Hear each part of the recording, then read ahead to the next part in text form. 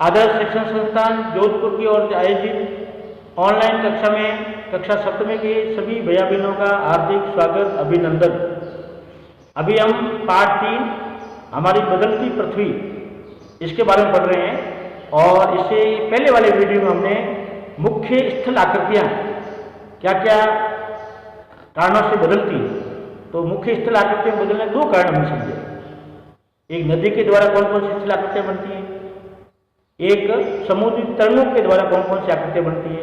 तो नदी के द्वारा हमने देखा है एक चाप झील बनती है, एक विसर्ग बनते हैं जो मोड़दार होते हैं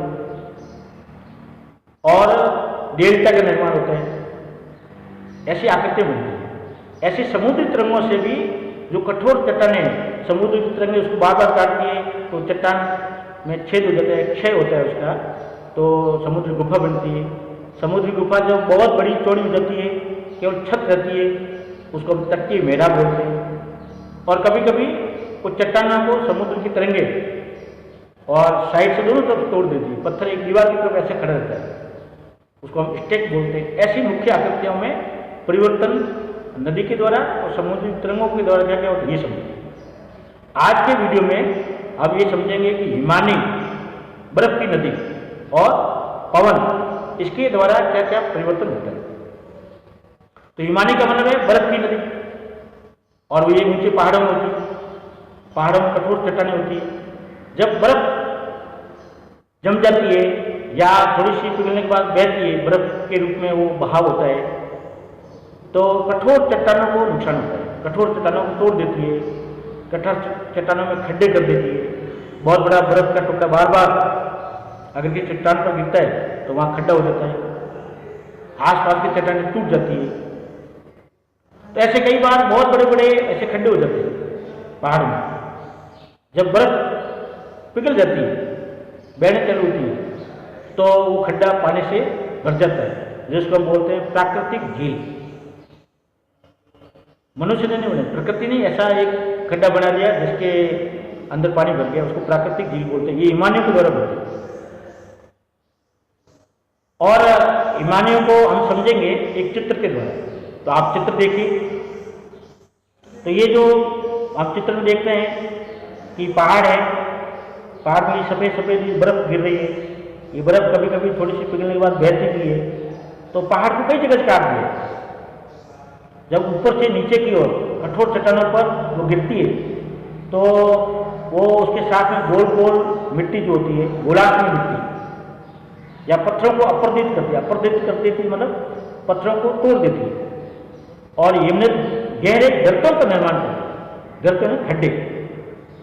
तो ये जब गोलाकार में मिट्टी होती है या जो पत्थर आते हैं उसके कारण से और बहुत बड़े बड़े गर्त यानी खड्डे बन जाते हैं, तो पर्वतीय क्षेत्र में बर्फ पिघलने से इन गर्तों में, इन खड्डों में जल भर जाता है और वे सुंदर झील बनाते हैं।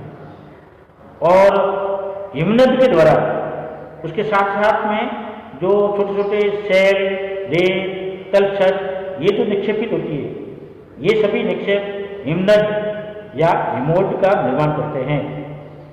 ये जो मिट्टी का निर्माण होता है, बर्फ के साथ में जो चीज़ें आती है, छोटे छोटे पत्थर आएंगे, रेत आएंगे, तो तलछट है, वो जब जहाँ जमा होता है और बाद में बर्फ गर्म होने के बाद पिघल जाती है, तो वो जमीन जो होती है उसको बोलते हैं हिमोल्ड। यानी हिम के साथ में जो उपजाऊ तत्व आए उसके कारण से जो मिट्टी का निर्माण हुआ है वो हिमोल्ड। तो हम देखा हिमनद के कारण से 2 बातें होती है, एक तो सुंदर झील बन जाती है और एक हिमोल्ड का निर्माण होता है। तो इस प्रकार हमने हिमनदी के द्वारा कैसे परिवर्तन होता है ये समझने का प्रयास किया। अब हम समझेंगे पवन के द्वारा मुख्य स्थल आकृतियाँ क्या होता है, हवाएं क्या करती है। और इसको समझना है तो हम जैसे पश्चिमी राजस्थान में रहते हैं, रेगिस्तान के लोग हैं, तो इसको आसानी से समझ सकते हैं। आपने जैसलमेर, बाड़मेर, जालोर इधर कहीं गए होंगे तो बहुत बड़े बड़े रेत के ढोरे, जिसको हम रेत के टीबे बोलते हैं, रेत के पहाड़ बोलते हैं, तो वो देखे होंगे और वो अर्धचंद्राकार होते हैं।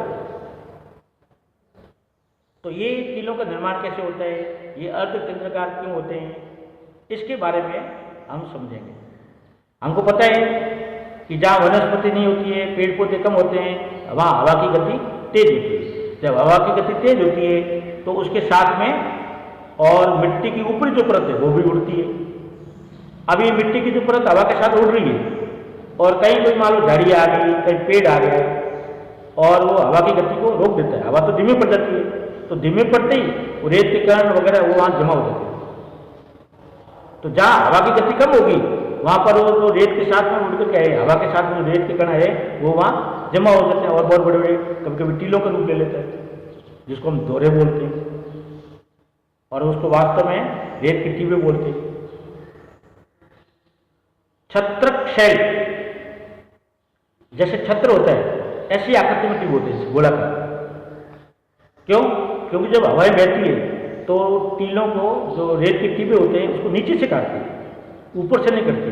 तो नीचे से रेत कट करके दूसरे स्थान पर चली जाती है, तो नीचे का भाग खोखला होता है और ऊपर का ऐसा मेहराब टाइप है गोलाकार, जिसको हम बोलते हैं शैल छत्रक। तो ये पवन के निक्षेपण के कारण से होता है, एक जगह से अपर्दन होना और दूसरी जगह से निक्षेपण होना। अपर्दन और निक्षेपण ये दो क्रिया साथ साथ चलती है। अपर्दन का मतलब रेत का उड़ना, निक्षेपण का होने का मतलब एक स्थान पर रेत का जमा होना। कहाँ जमा होगी? जहाँ पर हवा की गति कम हो जाएगी। तो अब हम पवन के द्वारा क्या क्या स्थल आकृतियाँ परिवर्तित होती है इसको एक चित्र के द्वारा समझेंगे। तो आप चित्र देखिए, आपको यहाँ बहुत बड़े बड़े रेत के धोरे दिख रहे हैं और ये कुछ डार्क कलर दिख रहा है, इसका मतलब ये यहाँ खड्डा है, इसको बोलते हैं छत्रक, क्योंकि रेत इसमें से खड्डों में से कट करके निकल गई। तो रेगिस्तान में छत्रक शैल बनते हैं। ये पवन शैल है, ऊपरी भाग की अपेक्षा निचले भाग को आसानी से काटते हैं। इसलिए जब ऐसी शैल के आधार पर संकीर्ण और शीर्ष विस्तृत होते हैं तो उसको हम छत्रक शैल बोलते हैं। और पवन चलने पर एक स्थान से दूसरे स्थान पर ये पहुंच जाती है। जब पवन का बहाव रुकता है तो ये रेत गिरकर एक छोटी पहाड़ी बनाती है, इनको हम बालू टीबा कहते हैं, या आप टीबे देख रहे हैं। जब बालू कण बहुत महीन और हल्के होते हैं तो वायु इनको उठाकर बहुत दूर तक ले जाती है। जब ये बालू कण बहुत विस्तृत क्षेत्र में निक्षेपित हो जाते हैं, बहुत बड़े भूभाग में जमा हो जाते हैं, तो इसे लोयस कहते हैं, मरुस्थल कहते हैं। चीन में भी जैसे विशाल लोयस निक्षेप पाए जाते हैं, चीन में भी ऐसे बहुत बड़े धोरे। अफ्रीका के भी एक थार का मरुस्थल अपने भारत के अंदर है, सहारा का मरुस्थल अफ्रीका में है। ऐसे बहुत बड़े भूभाग का निर्माण करते हैं रेगिस्तान में, तो ये मिट्टी वहाँ जमा होती जाती है। छत्रक शैल का मतलब है उन धोरों को नीचे से हवाएं काटती हैं, तो वो नीचे से कट जाते हैं, ऊपर से गोलाकार होते हैं। तो इस चित्र के द्वारा हमने देखा कि छत्रक शैल का निर्माण कैसे होता है। हवाएं एक स्थान से दूसरे स्थान पर किस प्रकार कोनों को ले जा करके और एक जगह से अपर्दन करती है, दूसरी जगह पर निक्षेपण करती है। एक जगह से कटा हो जाएगा, दूसरी जगह जमा हो जाएगा। तो ऐसे बहुत बड़े भूभाग पर अगर रेत के कण जमा होते हैं उसको लोयस बोलते हैं। चीन में भी इसका बहुत बड़ा भाग है। तो रेगिस्तान, मरुस्थल, ये कई बहुत बड़े देशों के अंदर समस्या है। अपने पश्चिमी राजस्थान में भी थार का मरुस्थल, इसका विस्तार हो रहा है। इसको कैसे रोका जाए, सरकार इसके ऊपर विभिन्न प्रयास करती है।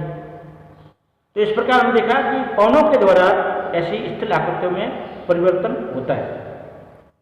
तो आज हमने हिममानियों के द्वारा और पवनों के द्वारा मुख्य स्थल आकृतियों में क्या क्या परिवर्तन हुआ इसको समझा। और इस पाठ के अभ्यास प्रश्नोत्तर आपको पीडीएफ में भेजेंगे, आप उसको करेंगे और ये पाठ आपको समझ में आया होगा। फिर अगले वीडियो में हम मिलेंगे। तब तक आप सभी स्वस्थ रहिए, प्रसन्न रहिए, सुरक्षित रहिए। जय भारत।